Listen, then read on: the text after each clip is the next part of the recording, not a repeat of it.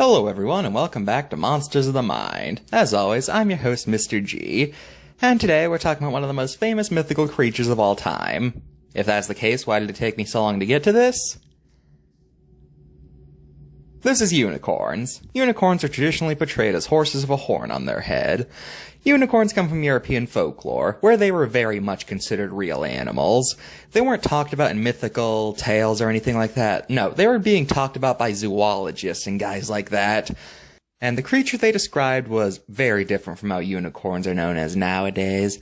Original unicorns are described as rather ugly-looking hybrid animals. They had a deer's head, elephant's feet, boar's tails, and a horse-like shape. Oh, and of course, a large horn in the middle of their forehead. Many people described them as being ferocious beasts, and they were said to spend a lot of time in the mud. So yeah, that's quite the different beast. You'll notice that unlike the modern unicorn, there's nothing actually magical about these guys, and they're not majestic at all. So how did we get from these things to the sparkly horses that dance on rainbows and shoot glitter from their horns? Well, that comes a bit later. During medieval times, in fact. During the interim, unicorns were like a cryptid, always described, but no one had actually been able to catch one. In fact, many said that trapping them was impossible. But it was during medieval ages that unicorns started to gain the familiar form we see nowadays, and one interesting quirk about them is that it was said that unicorns could only be captured and tamed by virgin women.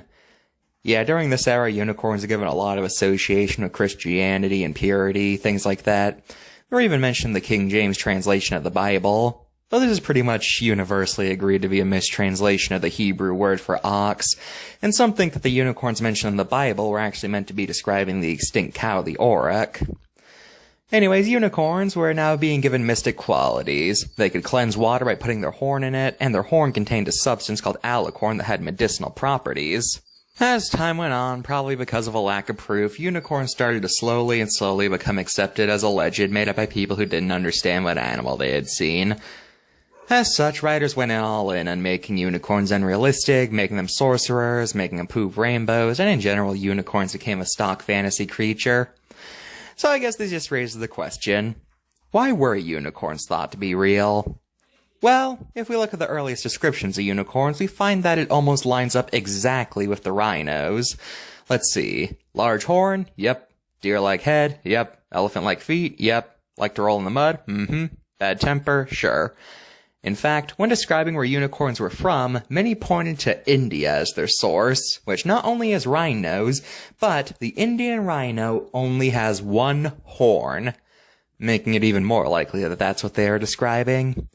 In addition, it's believed that a lot of the so-called evidence of unicorns from the medieval ages was actually the tusk of a narwhal, since their tusks look very similar to how a unicorn's horn is often described.